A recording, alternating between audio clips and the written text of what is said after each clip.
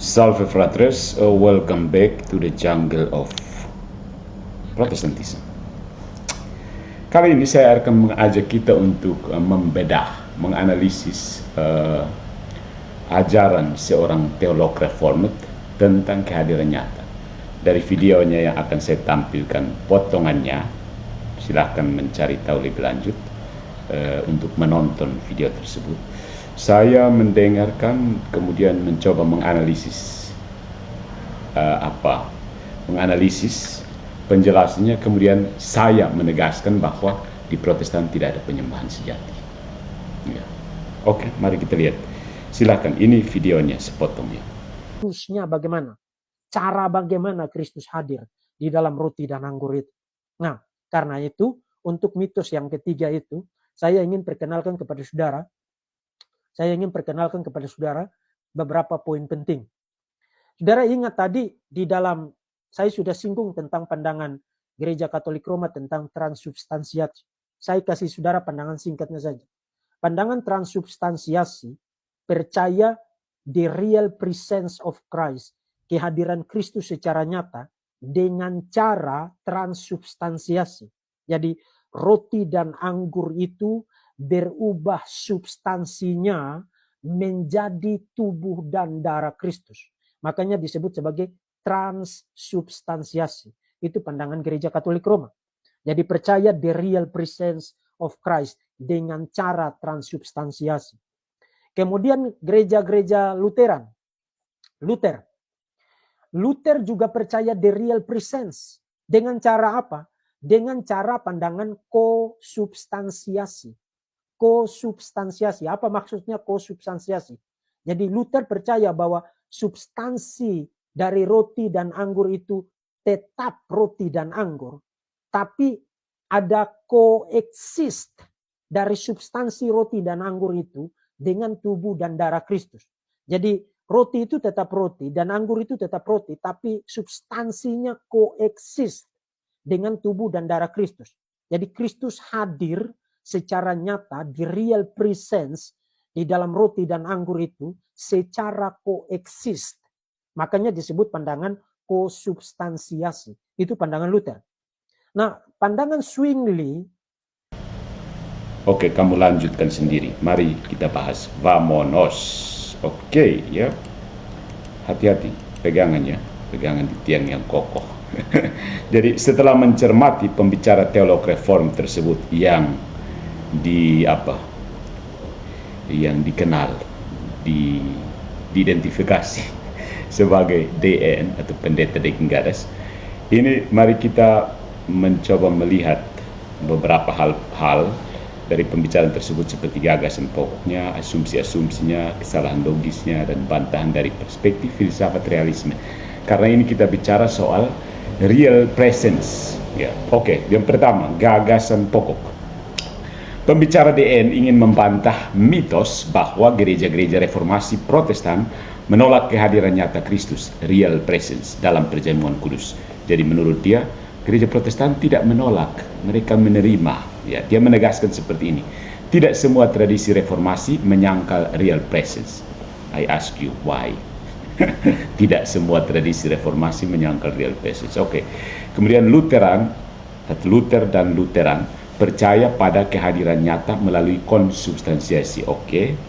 Kemudian Calvin yang dari Reformed juga percaya pada kehadiran nyata walau tidak dalam bentuk transubstansiasi atau konsubstansiasi. Pertanyaan nanti apa bentuknya?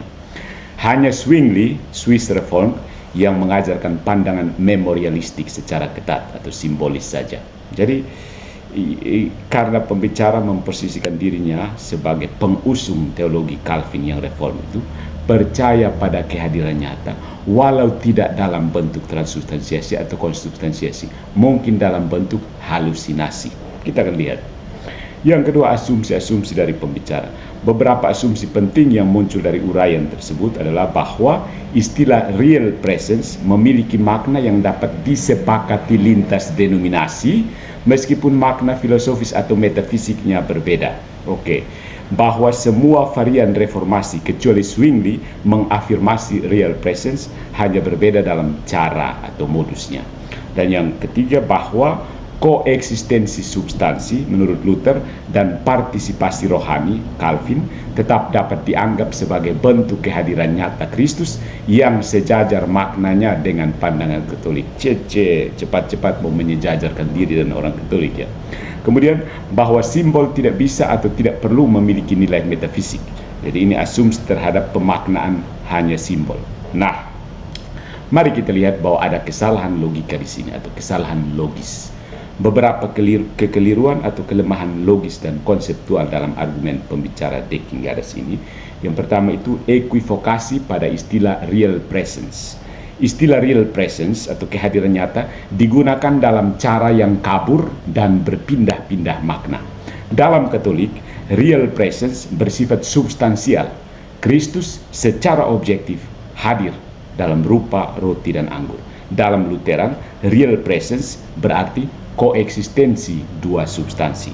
Yang ketiga, dalam Calvinisme, real presence bersifat spiritual, yaitu Kristus hadir bagi mereka yang percaya, bukan dalam elemen fisik itu sendiri. Nah, ini bermasalah menurut saya. Penggunaan istilah yang sama untuk konsep metafisika yang berbeda menciptakan ilusi persamaan. Ya, ilusi persamaan. Ini adalah bentuk equivocation fallacy. Falasi persamaan makna. Ya, kesalahan logis yang mengatakan bahwa maknanya sama saja. Yang kedua, ada strawman terhadap pandangan simbolik. Pembicara DN ini menyederhanakan pandangan Zwingli sebagai hanya simbol, tanpa mempertimbangkan kompleksitas pendekatan Zwingli terhadap memorial sebagai tindakan spiritual dan komunitarian yang bermakna. Ya, kita tidak usah masuk jauh lebih ke dalam karena tidak penting, karena ini berupa dialog antara Reform dan Katolik. Memang hal ini mengaburkan potensi kedalaman teologi simbolik itu sendiri, karena dalam Katolik juga ada teologi simbol. Ya. Nah, yang ketiga ada reduksi makna substansi ke dalam terminologi teologis tanpa dasar filsafat metafisika yang kuat. Ini masalahnya. Ya. This is the problem. Why? Pembicara DN menghindari mendalami definisi substansi, apa itu substansi, dalam pengertian filsafat klasik, sehingga analisis tentang transubstansiasi, konsubstansiasi, dan spiritual presence menjadi semacam kategori teologis semata, tanpa pijakan ontologis yang utuh. Bahayanya ada di sini. Nah, mari kita lihat apa bantahan dari perspektif filsafat realisme. Filsafat yang percaya bahwa ada itu benar-benar ada, benar-benar nyata. Ya. Nah, temanya adalah makna dari kata nyata itu sendiri. Apa itu nyata? Ya. Realitas dan kehadiran. Jadi kita punya istilah atau tema yang dibahas yaitu real presence atau kehadiran nyata. Jadi kita harus perjelas apa itu kehadiran dan apa itu nyata. Nah, apa itu kehadiran dan apa itu nyata. Nah, filsafat realisme metafisik seperti yang dibangun dalam tradisi Aristoteles dan Thomistik memahami kenyataan sebagai eksistensi objektif, keberadaan objektif yang tidak bergantung pada persepsi subjektif, tidak bergantung pada Patrus Allegro atau Deking Gadas, tetapi berdasar pada hakikat atau substansi dari sesuatu. Jadi kalau Mok ini ada, dia ada dalam dirinya sendiri, ada dalam substansi Mok ini, bukan tergantung persepsi Patrus Allegro atau persepsi Deking Gadas. Nah, dalam kerangka ini nyata berarti ada secara aktual, actus essendi. Dia melakukan tindakan berada, ya. Bukan sekedar dikenang, dihayati atau dibayangkan, diimajinasikan. Jadi cangkir ini ada dia ada secara aktual, ya.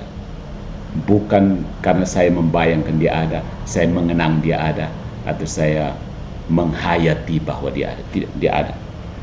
Nah, kehadiran Kristus yang real berarti kehadiran yang berdasar pada hakikatnya sendiri, bukan hanya efek psikologis atau spiritual yang dirasakan oleh subjek.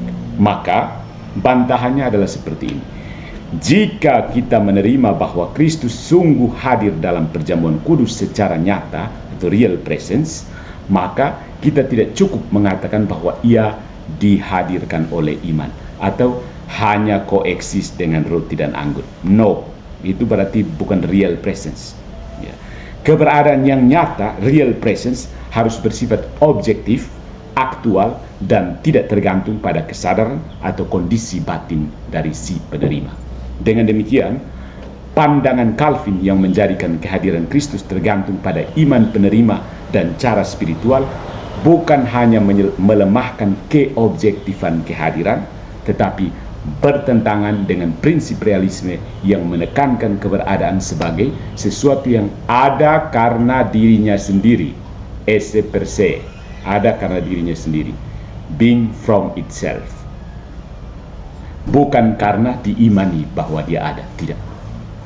Nah, pandangan Luther sedikit lebih dekat dengan realisme karena mempertahankan elemen objektif, ada unsur yang objektif, ada koeksistensi substansi, artinya ada substansi yang ada bersama, namun secara metafisik masih bermasalah karena tidak menjelaskan bagaimana dua substansi bisa hadir serentak dalam satu ruang fenomenal, ruang gejala, tanpa meniadakan prinsip non-kontradiksi, kecuali lewat keajaiban. Jadi menurut dia ada roti dan anggur, dan ada tubuh dan darah Kristus, tapi Kristus hadirnya bagaimana? Karena koeksistens. Jadi ada kehadiran roti dan anggur, ada kehadiran tubuh dan darah Kristus. Ini melayang-layang di mana kita tidak tahu. Tunjukkan kepada saya. Jadi sebaliknya, pandangan Katolik tentang transubstansiasi menyelaraskan iman dan akal dalam terang realisme. Substansi roti dan anggur berubah menjadi substansi tubuh dan darah Kristus. Jadi ada perubahan substansi. Ya, kalau memang tubuh dan darah Kristus benar-benar hadir, harus dari substansinya sendiri dia hadir. Yang tersisa hanyalah aksiden roti dan anggur yang tampak secara indrawi, tapi substansinya telah menjadi Kristus yang hidup. Ya. Kelihatan kalau pada pandangan pertama kelihatan not plausible, ya, sepertinya tidak masuk akal, ya. Orang hanya bisa paham kalau mendasarkan pemikiran ontologis filosofis yang kuat, terutama dari perspektif Plato, Aristoteles, dan Thomas Aquinas. Ya. Ini memberi pemahaman akan realitas yang tidak terbatas pada apa yang tampak, tetapi menghargai kedalaman ontologis dari sakramen sebagai misteri yang sungguh nyata, bukan simbol belaka, bukan simbol doa. Jadi, pembicara reformed ini, yaitu Pendeta de Quingadas, berusaha meluruskan kesalahpahaman tentang posisi Protestan terhadap perjamuan kudus. Akan tetapi, beliau mengaburkan makna istilah real presence. Kemudian dia mereduksi makna dari simbol dan gagal menyelaraskan dengan Pendeta de Quingadas ini gagal menyelaraskan dengan dasar metafisika yang jelas tentang apa itu nyata. Jadi pertanyaan kepada pendeta-pendeta Protestan yang percaya pada kehadiran spiritual, apa yang dimaksud dengan real di dalam pemahaman teologis kalian? Real artinya apa? Dari perspektif filsafat realisme, hanya posisi yang mengakui kehadiran Kristus sebagai substansi yang sungguh ada secara objektif yang dapat disebut sebagai real presence dalam makna yang sejati. Segala bentuk yang menggantungkan kehadiran pada iman, makna simbolik, atau interpretasi subjektif, tafsiran pribadi, jatuh dalam bentuk idealisme atau fenomenalisme. Idealisme itu kayaknya dianut oleh Calvinisme, fenomenalisme itu yang dianut oleh Zwingli. Akhirnya kita harus bertanya dengan getir, jika kehadiran Kristus dalam perjamuan kudus hanya berlaku secara spiritual bagi yang percaya, maka apa bedanya sakramen itu dengan sekedar rekoleksi pribadi yang dikemas liturgis? Dalam pandangan semacam ini, realitas sakramental dikerdilkan menjadi semacam proyeksi iman. Kristus hadir asal kau cukup percaya. Ini bukan lagi real presence, melainkan real imagination.